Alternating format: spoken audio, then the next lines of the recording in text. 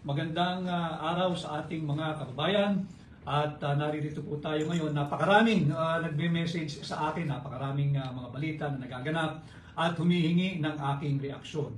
Unahin po natin yung doon sa PhilHealth. Hindi katanggap-tanggap na nakakuha ng zero budget mula sa national government ng PhilHealth.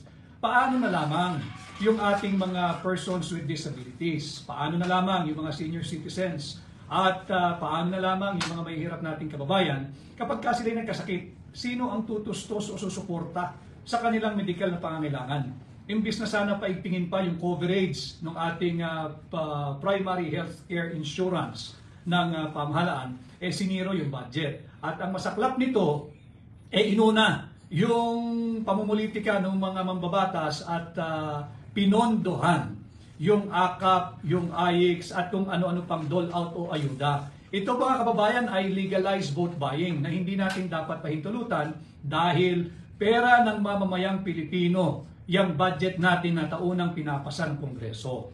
At nandyan din, mainit na mainit yung issue ng seguridad ni Vice President Inday Sara Duterte na namimiligrong tanggalan siya ng kanyang mga security detail mula sa Armed Forces of the Philippines. Hindi ito katanggap-tanggap.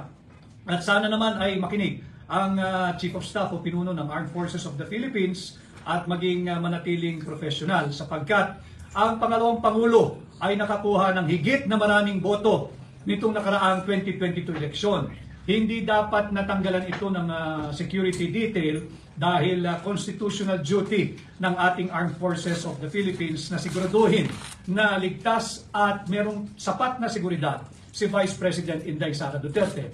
At tatandaan po ninyo na ang ating pinoproteksyonan dito, hindi lamang si Vice President Inday Sara Duterte, kung hindi ang tanggapan ng pangalawang Pangulo. Ang pinoprotektahan natin dito ay yung sagradong mandato ng 32 million Filipinos na malaya at constitutionally pumili at nagluklok kay Inday Sara Duterte bilang ating pangalawang Pangulo. At yung mga kasama ho natin sa akbang ng maisog na humihingi, sumisigaw ng transparency and accountability, nais nating batiin ang ating mga profesional na naglilingkod sa Commission on Audit. Doon sa linabas silang pahayag na higit na mas malaki yung perang ginamit ng tanggapan ng Pangulo ng Republika ng Pilipinas patungkol dyan sa confidential and intelligence funds. At sinabihan po ako ng ating kasama rito, marami raw hong comment.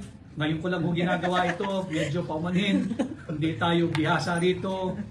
Nais ko lang batiin si Mirna Sumaya Diocos at si John Molds.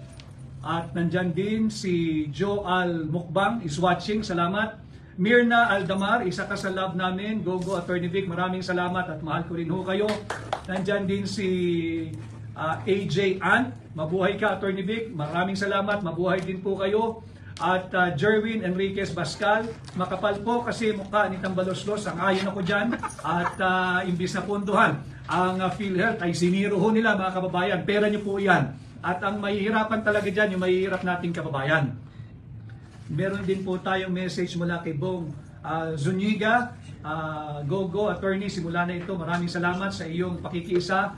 At yung mga kasamahan po natin sa Hakbang ng Maisog, welcome po kayong sumali at magpahatid ng inyong komento. Si Angeline Satana, legal na pala ang pagnanakaw sa kabanang bayan. Unconstitutional po yung ginagawa nila. Yung panukalang budget for 2025 ng tanggapan ng Pangulo ay dapat hindi tataas doon yung naging final form ng budget. Subalit tumaas ito at ito ay unconstitutional. Nais ko rin batiin ang aking kaibigan at nakasama ito noong 2022 si Binibining Pat Martin. Thank you sa iyong pagsubaybay at kamusta ka na? I hope to see you very very soon. Kaibigan natin yan. Meron pa rito si medyo maliliit eh. Oo, suportado ka namin. Maraming salamat. Kasama po kayo sa iboboto namin sa Senado. Maraming salamat. At we support you this coming election. Medyo mabilis lang po, hindi tayo sanay dito. watching from Canada, kamusta po kayo sa Canada? Kung hindi man po tayo makapasyal dyan ng personal, ay gawa po tayo ng ating Zoom meeting kung saan maaari tayo magpalitan ng kuro-kuro. At ulitin ko, dapat po nating maging concern lahat yung napipinto o pangamba ni Vice President Inday Sara Duterte na tanggalan siya ng security detail. Obligasyon po ng ating pamahalaan, ng ating Armed Forces of the Philippines na panatilihin ang security detail ng ating pangalawang Pangulo na binoto ng higit na nakararaming Pilipino. At siya ho ay lawfully, legally, and constitutionally elected by 32 million Filipinos. That is why it is incumbent upon the Chief of Staff of the Armed Forces of the Philippines to see to it that no harm will come upon the Vice President. At pagtulong-tulungan po natin, mag-ingay po kayo sa inyong mga social media platform at iparinig po natin ang ating tinig. Ito po ay bahagi ng ating kalayaang makapagpahayag at ipabot sa pamahalaan ng Administrasyong Marcos ang ating mga hindi pagsang-ayon sa mga maraming maling polisiya na isinusulong ng kanyang mga kasamaan sa gobyerno. At pangunahin nga po rito tayo nakikiusap na sana pag sumampa yung panukalang budget for 2025. Tingnan naman ng Pangulong Marcos yung pagkakasiro ng budget ng PhilHealth. Kawawa yung mga kapatid nating mahihirap na Pilipino at hindi nila kasalanan kung sakaling totoo man na merong 600 million pesos unutilized funds ang PhilHealth. Ano naman ngayon? Ang dapat ninyong panagutin, parte pa rin ng transparency and accountability advocacy ng hakbang na maiso, panagutin ninyo yung management ng PhilHealth. Bakit yung utilization rate ninyo ay napakabagal? Anong ginagawa ninyo doon sa 600 million pesos di umano na unutilized funds?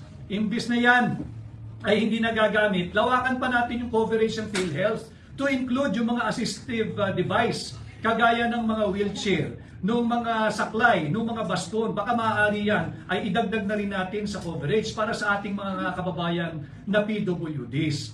Subalit hindi katanggap-tanggap na bigyan ninyo ng zero budget ang PhilHealth for the year 2025. Uulitin ko, tigilan na muna yung inyong pamumulitika na ibinato sa Kongreso, ibinato sa ayuda, sa AIX at kung ano-ano pang dole-outs ang budget for 2025 at wala kayong ibinigay sa PhilHealth.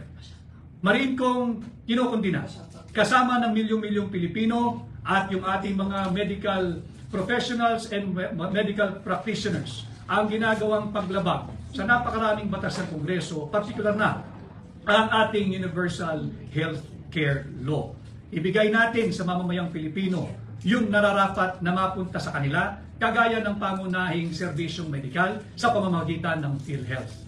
Nais ko ring batiin si Gay Liv Nabuya Libres is watching. Si Enrico Asierto, kamusta po kayo? Maraming salamat sa inyong pakikisa at pagsama dito sa ating ginagawang live ngayong araw. Si Pete Lavinia, si Pete Love. Hello Pete, kamusta ka? At maraming salamat sa panonood. Si Mingot is watching.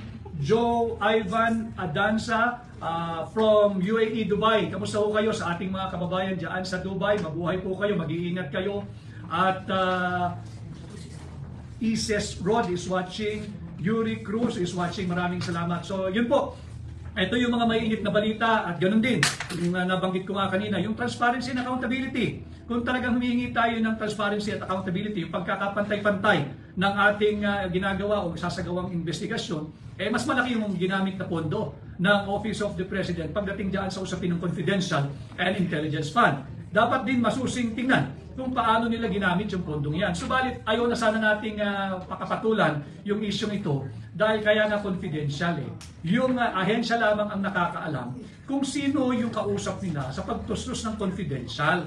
At ang dapat nag-uusap dyan ay yung ahensya na gumamit ng pondo, kagaya niyan, ng Office of the President at Office of the Vice President at ang Commission on Audit lamang. Hindi saklaw ng Kongreso yan until and unless mismo ang COA ang magsabi na mayroong misuse of public funds. Maaari na kayong pumasok at gawin na ninyo yung investigation in aid of legislation. Pero wag naman natin gamitin yung inyong kapangyarihan in aid of political persecution.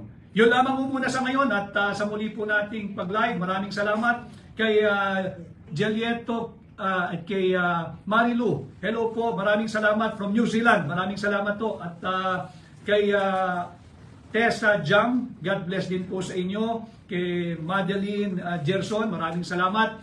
At muli po tayong magkita-kita sa next live. Hindi ko lang po alam paano ito i-turn off. Paano ito i-turn off? Magbabay ka na po. Sige po, magkita-kita po tayo muli. Ako po inyong kaibigan, Attorney Vic Rodriguez. Maraming salamat at magandang araw sa ating lahat.